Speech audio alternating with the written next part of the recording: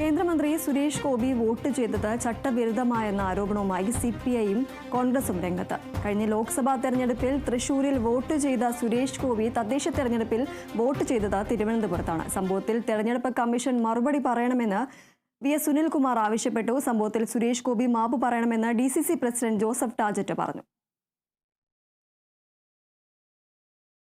Parliament തെരഞ്ഞെടുപ്പിൽ തൃശൂരിൽ സ്ഥിരതാമസക്കാരനാണെന്ന് കാണിച്ച് സുരേഷ് ഗോപിയും കുടുംബാംഗങ്ങളും അനുകൂലികളും അടക്കം നിരവധി പേർ തൃശൂരിൽ വോട്ട് ചെയ്തു എന്നാണ് ആരോപണം.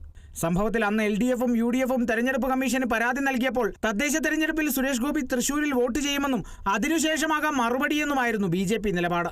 എന്നാൽ തിരുവനന്തപുരത്തെ ശാസ്തമംഗലത്ത് ഇക്കുറി വോട്ട് ചെയ്തതോടെയാണ് V.S. സുനിൽകുമാർ സുരേഷ് ഗോപിക്കെതിരെ രംഗത്തെത്തിയത്.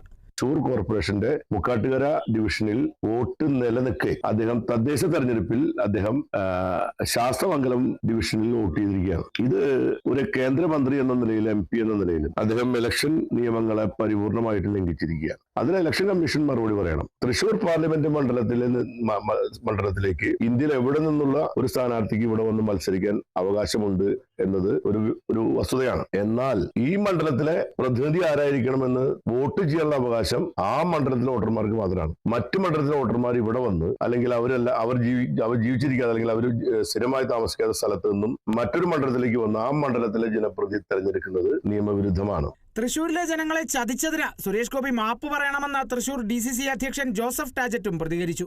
നിങ്ങൾ മനസ്സിലാക്കേണ്ടത് ഒരേ സമയത്ത് രണ്ട് സ്ഥലത്ത് വോട്ടുണ്ടെന്നുള്ളത് തന്നെയാണ്.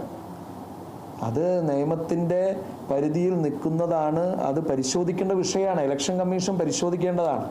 കാരണം തൃശ്ശൂരിൽ വോട്ടുള്ള അതേ സമയം തന്നെ തിരുവനന്തപുരത്ത് വോട്ടുണ്ട്. സാങ്കേതികത്വം മാത്രമാണ്.